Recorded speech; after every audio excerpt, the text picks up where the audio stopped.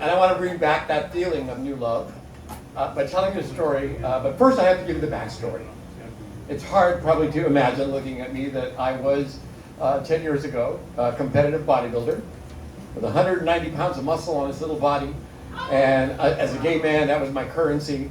So I ruled the world. And when media downsized me out, I went and got a job at Cal State Long Beach there with Associated Students. So we traveled a lot for conferences with my students. New York was an annual trip.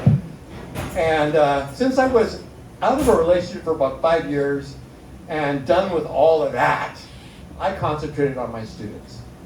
But in New York City at night, my students don't want to hang out with their advisor, they're gone. I figured I'd go to the gym. Why not? It's 38 degrees, outside, snowing, and I'm in the elevator of the hotel going downstairs in a string tank top. And people are looking at me funny, but that's my province. I go to the gym, and then I see a guy there.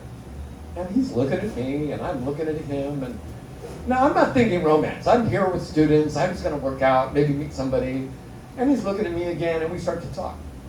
And he approaches me with a accent, like Sean Connery.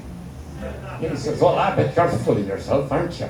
And I look up, and I'm like, that's not the greeting I usually get, but it was like I could tell he was compensating. So I started talking with him, we chat, and it was just one of those moments. Really nice guy. He's a very good-looking guy, probably in his 50s. I, too, was in my 50s. And I go back to my room, and the next day, at the same time, he's in the gym. And I introduced myself to him. He says, I'm Paul. It's good to meet you. And I could tell by the way he's looking at me that he's interested in me physically. And I let that go a little bit. And then he says, you're not all that. And he's trying to tell me that my body isn't what he's looking for. So I figured, okay, number one, that's a good sign. So I continue to move on. He goes, would you like to have dinner with me after the gym? And I said, absolutely, I have nothing to do here, let's go. And we go to dinner. We have one of those nights where you're just in a bubble. It's just you and him, and we're having a good time. And I'm looking, I am not here to hook up, because that would look weird if my students saw me coming out of somebody's hotel room. So I don't even think about it. I go home the next day in the morning, there he is in the gym. And apparently he's staying in the hotel, because that afternoon he sends me a pass to go to the executive suite club, whatever, because he's a high roller, I gather. I found a little bit more, and he's like an executive running an employment agency. Not a employment agency, the one, the big one, all over the world. This guy's in charge of America. Another good sign. I'm thinking, okay. So the next night, he says, why don't you come over, and you say you're a good cook, I'll let you. Let's have a dinner together, and we can cook. Now that's the magic word, we can cook. I arrive at the apartment. He's across the street from the hotel. He's not staying in it, but he's got a lot of points. So I go up to his suite. Times Square is below us. It's a beautiful, and I find out that I'm the one that's going to be doing the cooking because he doesn't cook. So I go to the fridge, there's chicken, there's vegetables, I make a delicious dinner. And we enjoy it, we have wine, we're chatting, it's so great. I'm loving this guy. This guy is fantastic. So what would you do? Right, the date's about to end, and I decide it's time to make my move. Now remember, I left one part of the story out. That afternoon, he had gone shopping and presented me with a shirt that he said, you're going to look great in this shirt.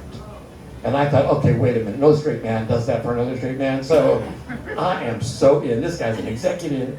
He travels the world. I'm going to go home next week. We can just have that flirty romance until next year when I come back. It was all in my head. So he's sitting on one end of the couch, I'm sitting on the other. I make my move.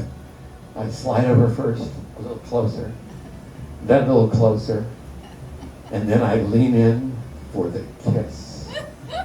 And he recoils like crazy. He's back on the other side of the couch. Whoa, whoa, whoa, whoa, what's going on here? What's going on here? And I said, well, dinner 2 nights in a row, I cooked for you, wine, a shirt, you brought me a gift. I guess that was completely mortifying. And the walk to the front door of his apartment was like 10,000 feet long. And we made it out. The next morning, he's in the gym. And he doesn't say a word about it. But I'm now clear, this man is married. He showed me his ring. That was it, though. That was it. I couldn't continue.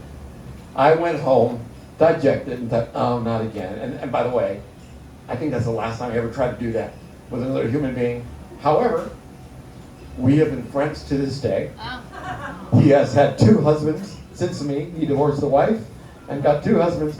Both of them, I'm not making anybody shaming, but both of them are very large men. Apparently he didn't like muscular, skinny men. But I'll tell you, I continue to this day to say, you gotta have hope. You gotta look for love.